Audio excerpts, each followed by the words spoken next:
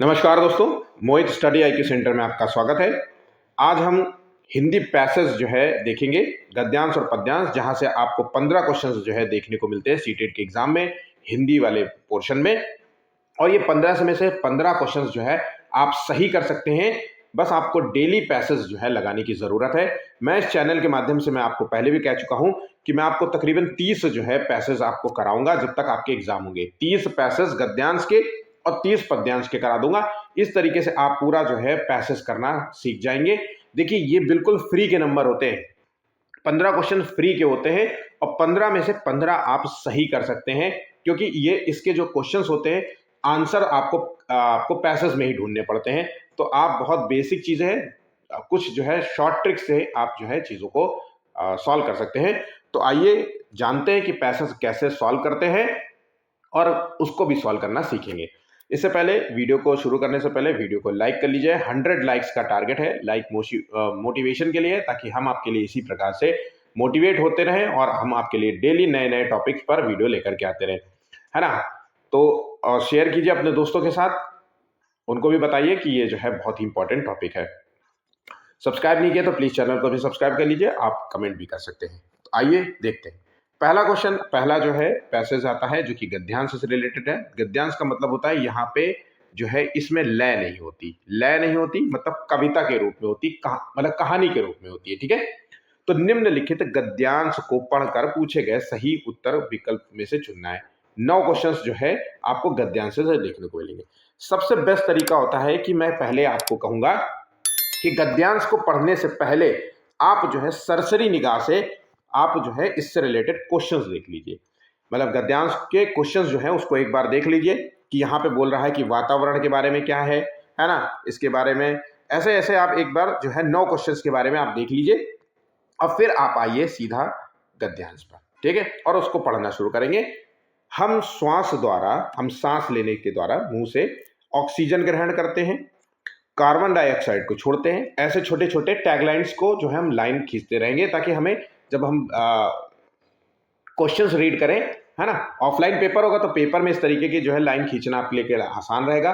और जब आप क्वेश्चंस पढ़ें तो इस तरीके की लाइंस जो है आपके सामने होगी, तो आपको क्वेश्चंस के आंसर ढूंढने में आसानी रहेगी।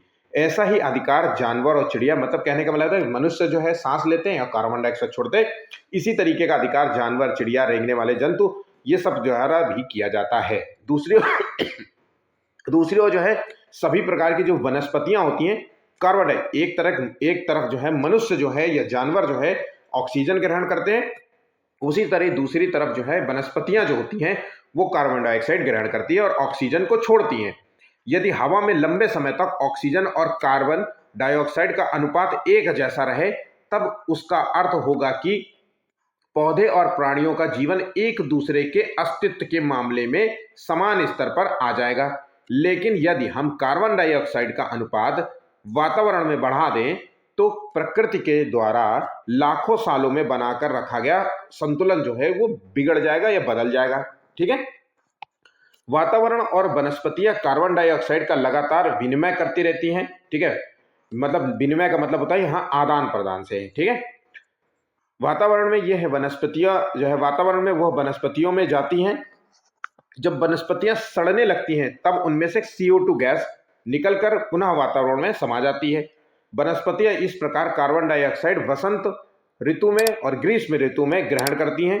जब वे सर्दियों में नष्ट होने लगती हैं तब उसे छोड़ती हैं।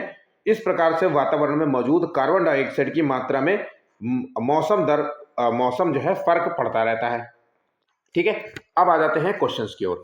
वनस्पतियां जब सड़ने लगती हैं तब वातावरण को मिलती है क्या मिलती है? तो भाई जब वनस्पतियां सड़ती हैं तब वातावरण को मिलती है कार्बन डाइऑक्साइड, जैसा कि पैसेज में दिया गया था। बहुत सरल सा क्वेश्चन था, ठीक। पौधे और प्राणियों का जीवन एक दूसरे के अस्तित्व के समान आ जाएगा जब हवा में लंबे समय तक डॉट डॉट डॉट। तो जब हवा में लंबे समय तक, यहां पे आंसर दिया गया था, पौधे जो है CO2 लेते हैं और कार्बन डाइऑक्साइड जो है छोड़ते हैं। तो अगर ऐसी सिचुएशन बनती है तो कार्बन डाइऑक्साइड और ऑक्सीजन का अनुपात समान रहेगा, ठीक है। आंसर हो गया ऑप्शन सी। नेक्स्ट क्वेश्चन है, वातावरण का विग्रह और समास क्या होगा? तो मैंने आपसे कहा था कि तीन क्वेश्चन आपको व्याकरण से देखने को मिलेंगे। तो देखिए, वातावरण का जो है विग्रह क्या है, समास पूछ रहा है। तो वातावरण को अगर हम विग्रह करें तो वात का आवरण, वात मतलब होता है हवा, ध्यान रखिएगा ये सारी चीजें बहुत इंपॉर्टेंट होती है, इनको नोट कर लिया करिए। वात मतलब हवा होता है, तो वात का आवरण, हवा का आवरण। और अगर हम इसमें समास ढूंढे तो वात का आवरण यहाँ पे तत्पुरुष समास होगा, ऑप्शन यहाँ पे बी होगा। हम सभी को पता है कि समास जो है 6 प्रकार के होते हैं, अव्ययी भाव समास, द्वंद्व समास, बहुब्रीहि समास, तत्पुरुष समास, द्विग समास और कर्मधारय समास। ठीक है, तत्पुरुष समास जो है जहां पे आंसर दिया गया है उसमें क्या होता है, जो पूर्व पद होता है, जो पहला वाला पद होता है वो कम महत्वपूर्ण होता है, यहाँ कट नहीं किया है, कम महत्वपूर्ण होता है। लेकिन जो दूसरा पद होता है, जो पीछे का पद होता है वो जो है प्रधान पद होता है, मतलब महत्वपूर्ण ज्यादा होता है। जैसे आप बीती, आप पर बीती, योगदान, योग का दान, किस चीज का दान होना, योग का दान, तो बात का आवरण। ठीक है, तो यहां पे जो आवरण शब्द है वो ज्यादा महत्वपूर्ण है। ठीक है, यहां पे बात समझ गए। चलिए नेक्स्ट क्वेश्चन है, श्वास और ऑक्सीजन शब्द हैं, तो श्वास और ऑक्सीजन शब्द किस तरीके के शब्द हैं। तो देखिए मैंने आपसे पहले भी कहा है, तद्भव तत्सम वाला जो है टॉपिक को तैयार कर लेना, पहचानना सीख जाइए कि तद्भव क्या होता है, तत्सम क्या होता है। यही दो शब्द जो है आपसे अक्सर पूछेगा, इससे आप आंसर जो है निकाल लेंगे। ठीक है, तो देखिए यहाँ पे जो श्वास शब्द है, आधा स्वा दिया गया है, ये शब्द है जो है संस्कृत का है, लिया गया शब्द है, तो इसको हम कहेंगे तत्सम, जो संस्कृत के नजदीक होता है तो तत्सम होता है।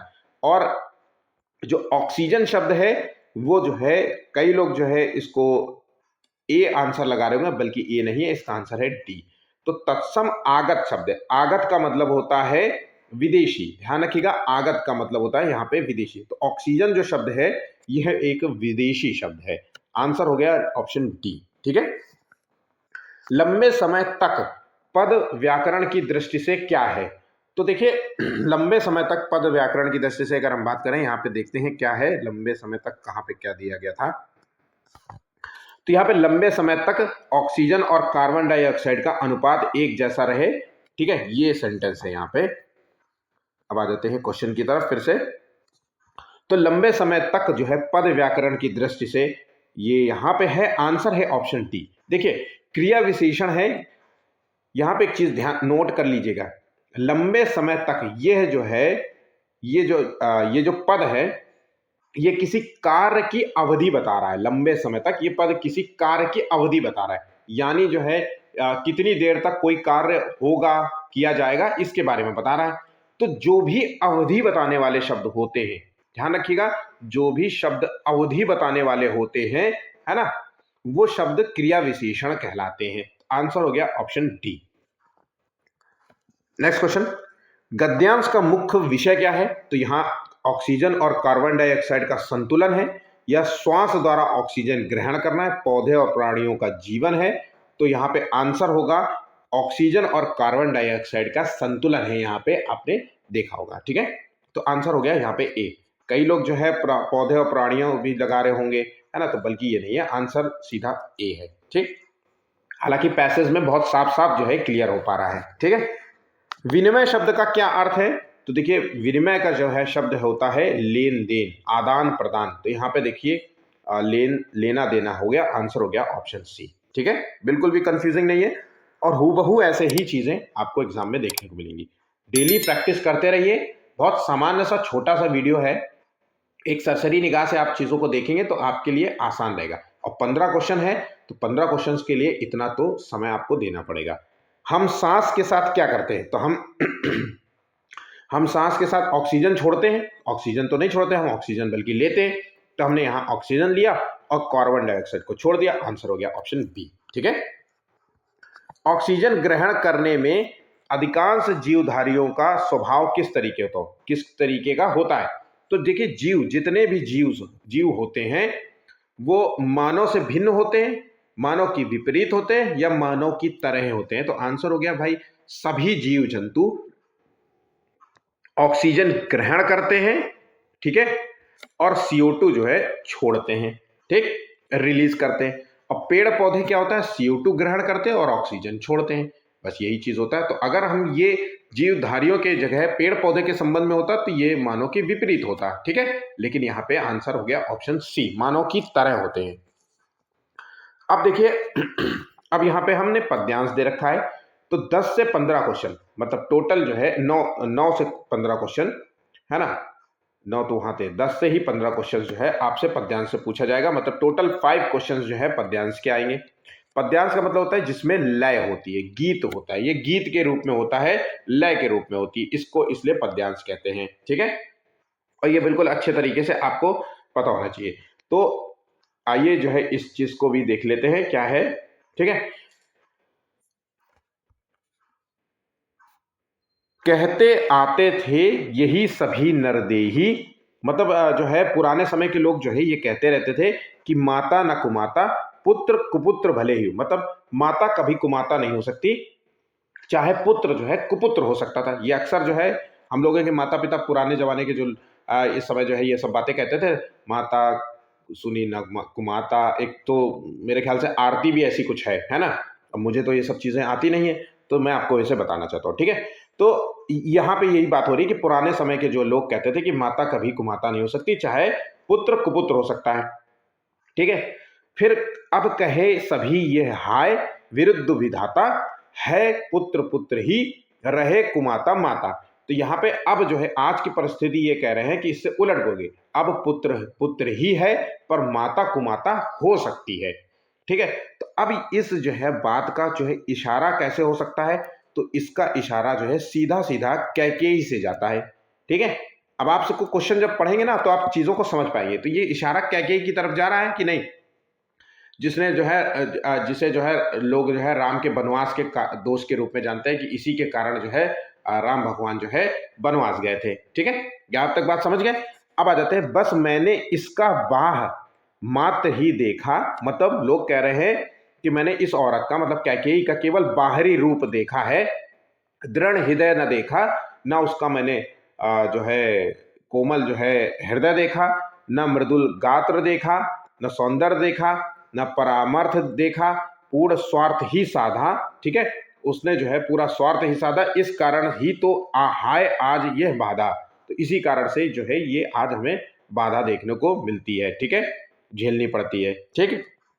नेक्स्ट, युग युग तक चलती रहे कठोर कहानी। तो युगों युगों से जो है ये कठोर कहानी हम सुन रहे हैं। रघुकुल में भी थी एक अभागिन रानी। तो ये हम पुराने जमानों से सुनते आ रहे हैं कि एक अभागी रानी रहती थी, कैकेयी, जिसकी तरफ इशारा की जा रही है। रघुकुल में थी ये अभागी रानी। देखिए सीधा सीधा नाम नहीं दिया गया है, आपको समझना है कि इसका मतलब क्या है, ठीक है। निज जन्म जन्म में सुने जीव यह मेरा, निज जन्म जन्म में यह जीव, निज जन्म जन्म में सुने जीव यह मेरा, अधिकार उसे था महास्वार्थ ने घेरा, ठीक है। तो वो आगे मतलब जन्मांतर जन्मांतर जग जीव जो है इस कथा को सुनते हैं। निज जन्म जन्म में जीव सुने जीव यह मेरा, मतलब जन्मांतर जन्मांतर तक जो है ये कहानी जो है सुनते रहेंगे कि धिक्कार है, उसे स्वार्थ ने घेर लिया था, है ना, ठीक है। 100 बार धन्य वह एक लाल की माई, 100 बार धन्य एक लाल की माई, जिस जननी ने है जना भरत सा भाई, पागल सी प्रभु के साथ सभा चिल्लाई। प्रभु के साथ चिल्लाई मतलब राम के साथ चिल्लाई, 100 बार धन्य वह लाल की माई, ठीक है। तो यहाँ 100 बार धन्य वो लाल की माई जिसने भरत जैसा पुत्र जो है जन्मा है, ठीक है। यानी कि कैकेयी की जो पुत्र है भरत, है ना, जिसे आदर्श निष्ठा त्याग का प्रदर्शन किया था, है ना, महान संस्कारों का प्रमाण दिया था, है ना। इसलिए वास्तविकता यह है कि कैकेयी भले ही गलत समझी गई हो, लेकिन वो एक माँ जो है अच्छी थी, महान माँ थी, क्योंकि उसने एक मतलब भरत को जन्म दिया था। तो यहाँ पे देखिए इस पद्यांश में कैकेयी को समाज ने गलत बताया है, बाहरी स्वभाव को देख करके उसे कुमाता कहा गया है। ध्यान रखिएगा, इसमें कैकेयी को पहली बात तो यह है कि समाज ने गलत बताया, दूसरी बात यह है कि बाहरी स्वभाव को अगर देखा जाए तो उसको कुमाता का दर्जा दिया गया है ना। जबकि स्वभाव की अगर हम आंतरिक स्वभाव की बात करें तो वो एक महान जो है त्यागमयी थी, ठीक है भाई। वो अपने वरदान के पीछे दबी हुई थी कि भाई उसको वर मिला था, इसलिए तो वो गलत नहीं कर रही थी। ठीक है, भरत जैसे उसने आदर्श पुत्र को भी जन्म दिया था। ठीक, अब देखते हैं इससे रिलेटेड क्वेश्चन। अभागिन इसमें किसे कहा गया है? तो अभागिन किसे कहा गया है? तो भाई अभागिन इसे यहाँ पे अगर हम पूरी जो है पंक्ति की बात करें तो कैकेयी को यहाँ पे अभागिन कहा गया है। जैसे रघुकुल में थी एक अभागिन रानी। कौन रानी थी? अभागिन रानी कैकेयी रानी थी। लाइन दी गई है ना, रघुकुल में थी एक अभागिन रानी। ठीक, ये सब चीजें मैं इसलिए पढ़ा रहा हूं, इतना बोल बोल के मैं बोल रहा हूं ताकि ये बहुत ही अच्छे तरीके से आप समझे। ठीक है, ये सारी चीजें अगर आपको ये पैसेज मिल जाता तो यकीन मानिए आप में से बहुत सारे लोग इस शब्द को नहीं समझ पाते। और पेपर 1 और पेपर 2 में 15-15 नंबर मिलते हैं आपको, और 15 नंबर ये फ्री के होते हैं। आपके पास होने का बहुत बड़ा मूल कारण यही सब होते हैं, तो इनको छोड़ा मत करिए। निरंतर डेली प्रैक्टिस करते रहिए, देखते रहिए, धीरे धीरे आपकी समझ अपने आप बढ़ती जाएगी। जैसे जैसे आपकी समझ बढ़ती जाएगी वैसे वैसे आपकी क्वेश्चंस को सही करने की जो क्षमता होगी वो भी बढ़ती जाएगी। तो आइए दूसरे क्वेश्चन देखते हैं। रानी को जो है किसने आकार घेरा था? तो रानी को जो है किसने घेरा था? तो रानी को महास्वार्थ ने घेरा था। तो यहाँ पे पद्यांश में जो पंक्ति दी गई है, धिक्कार उसे था महास्वार्थ ने घेरा। ठीक है, तो रानी को महास्वार्थ ने घेरा था। आप अगर पंक्ति को ध्यान से देखें तो लाइन दी गई है, धिक्कार उसे था महास्वार्थ ने घेरा। नेक्स्ट है, रानी का कौन सा भाव प्रकट हो रहा है? तो अगर हम रानी के भाव की अगर हम बात करें तो उसे पश्चाताप का भाव है। बस मैंने इसका बाह मात्र ही देखा, इस कारण ही तो हाय आज यह बाधा। ठीक है, तो यहाँ पे बाधा जैसे शब्द जो है पश्चाताप और दुख के भाव को दर्शाता है। दुष्टता तो है नहीं, प्रसन्नता भी नहीं, खिन्नता भी नहीं है, तो पश्चाताप ही यहाँ पे आंसर नजर आ रहा है। 100 बार धन्य वह एक लाल की माई किसने कहा था? तो 100 बार धन्य वह लाल की माई, ये किसने कहा था? तो ये जो है आमतौर पे तो 100 बार धन्य है ये लाल की माई। एक मिनट में भी थोड़ा सा देख लेता हूं। जिस जननी ने जना भरत सा भाई, है ना, और पागल सी प्रभु के साथ सभा चिल्लाई, 100 बार धन्य वो एक लाल की माई। तो यहाँ पे प्रभु के साथ चिल्लाई है, और यहाँ पे तो आंसर होना चाहिए अगर हम बात करें तो या तो यहाँ पे होना चाहिए सभा के सभी उपस्थित लोग होना चाहिए, या फिर राम आंसर लगाएंगे। ठीक है, ध्यान रखिएगा। देखिए सभा में जो है उपस्थित लोग भी थे ना, उसके साथ जो है चिल्लाई थी ना, तो उपस्थित लोग या फिर प्रभु राम, यहाँ पे हम आंसर लगाएंगे। ठीक है, नेक्स्ट, प्रभु के साथ चिल्लाए, सभा के उपस्थित लोग चिल्लाए। आंसर हो गया ऑप्शन जो है सी हो गया। स्वार्थ से बनने वाला विशेषण शब्द क्या है?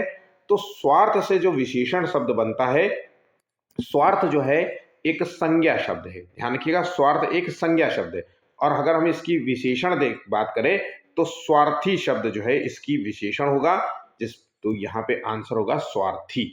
ऑप्शन यहाँ पे डी सही जवाब होगा। ठीक है, यहाँ पे हमारा जो है पैसेज जो है कंप्लीट हो जाता है।